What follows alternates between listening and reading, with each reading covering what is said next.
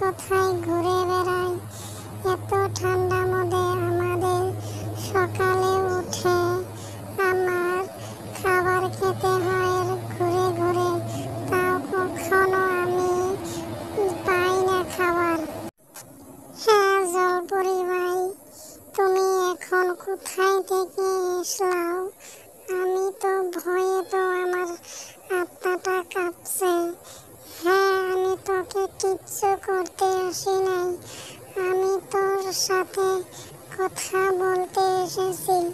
হ্যাঁ বলো, কি কথা বলবে? আমি সেই কথা শুনি আমি যাবো। হ্যাঁ যাবি তো, চল আমার সাথে পাশের গ্রামে যেতে